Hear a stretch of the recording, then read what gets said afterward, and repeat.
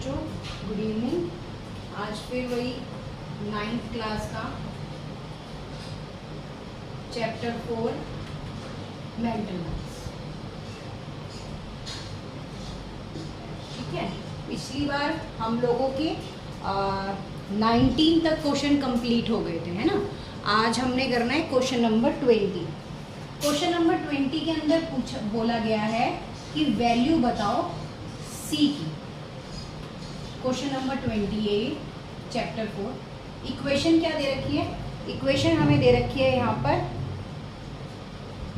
4x 9y + 1, और हमें value किसकी निकालनी है? सी की वैल्यू निकालनी है।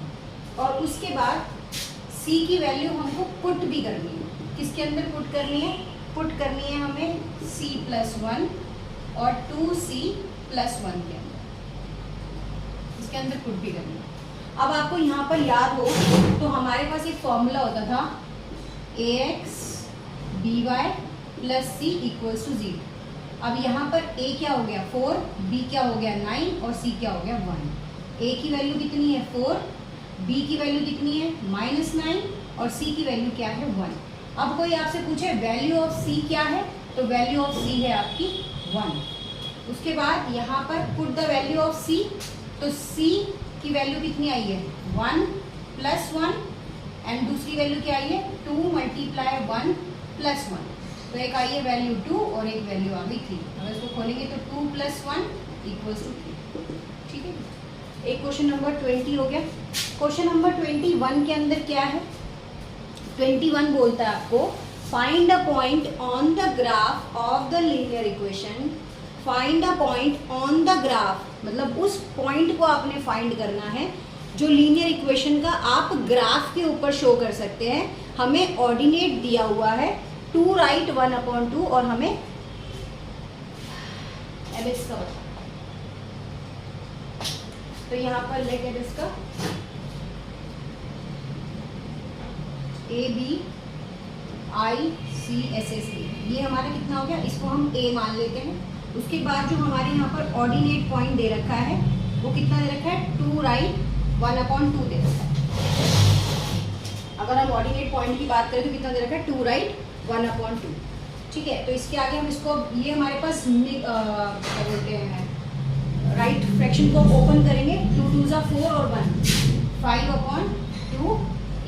तो हमें यही 2 पॉइंट इसके अंदर बताने थे कि लीनियर इक्वेशन के x और y के पॉइंट क्या हैं। तो एक पॉइंट है A और दूसरा क्या है 5/2 A। आप चाहो तो इसको वैल्यू के अंदर भी पुट कर सकते हो जो इक्वेशन आपको दी हुई है, मगर हमें सिर्फ ऑर्डिनेट पॉइंट्स दिखाने थे तो वो हमने यहाँ पर दिखा दिए, वैल्यू निकालने के लिए नहीं बोला है। क्वेश्चन नंबर 22 के अंदर क्या करना है, यही करा दो। क्वेश्चन नंबर 22 के अंदर क्या करना है? क्वेश्चन नंबर 22 बोलता है इफ द पॉइंट, देखो एक पॉइंट x क्या दे रखा है 1 और y क्या दे रखा है 9/4। उसके बाद इक्वेशन क्या दे रखी है? इक्वेशन दे रखी है mx + 4y = 9। अब यहाँ पर x की वैल्यू m के साथ पुट कर देंगे, कितना आएगा 1। 4 की जगह 4 × y की जगह y की वैल्यू पुट कर देंगे 9/4 = 9। अब यहाँ तो ये m ही रह गया, 4 से 4 कट हो जाएगा, आएगा 9 = 9। m 9 ये राइट हैंड साइड पे उठ के जाएगा, माइनस का 9 हो जाएगा, ऊपर रख देते हैं। m = 9 माइनस का 9, तो m बराबर कितना आ गया 0। इस क्वेश्चन के अंदर मुझे m की वैल्यू ही फाइंड करनी थी तो मैंने m की वैल्यू फाइंड कर दी। क्वेश्चन नंबर 22 हो गया। अब क्वेश्चन नंबर 23 करते हैं, इसको हटा देते हैं।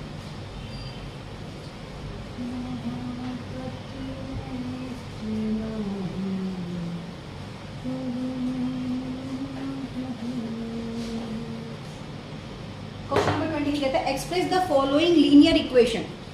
एक लीनियर इक्वेशन आपको बनानी है जिसके अंदर आपको 2 वेरिएबल रखने हैं। 2 वेरिएबल मतलब x और y। Age of x exceed the age of y by 4 year. ठीक है, तो पहले है एज ऑफ x, ठीक है, जो एक्सीड ऑफ एज y है ना, एक्सीड ऑफ एज y है, तो y की जो एज है एक्सीड एज ऑफ y कितनी है 4 है। तो इक्वेशन क्या बनेगी यहाँ पर इक्वेशन बनेगी x minus y plus 4 equal 0। Question number कौन सा है ये? Question number 23। इसी तरह से क्वेश्चन नंबर 24 कर लो, बस यही आंसर है इसका, ठीक है। इसी तरह से क्वेश्चन नंबर 24 कर लो। Express the following statement as a linear equation in two variables after 4 years the age of father y and will be the 2 times the age of son x, ठीक है। तो यहाँ पर let the age of son x और let the age of father उसके बाद 4 साल के बाद after 4 years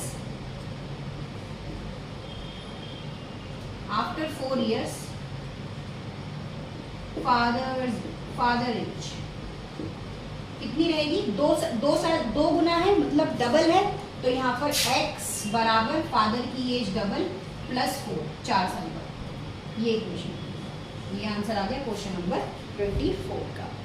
इसके बाद क्वेश्चन नंबर सीधा आते हैं हम अब हम सीधा आएंगे क्वेश्चन नंबर 27 पे। 27 में क्या है? 28 और 29 के अंदर आपको पॉइंट्स दे रखे हैं, आपको उसका लीनियर इक्वेशन बनाना है, तो ये बाद में करेंगे। 25 भी बाद में करेंगे। अभी यार दोस्तों बच्चों मैं क्या बोलूँ, बस समय की बड़ी परेशानी, समय है ना। अब आगे है question number 27, cost of air conditioner. तो यहाँ पर कॉस्ट ऑफ एयर कंडीशनर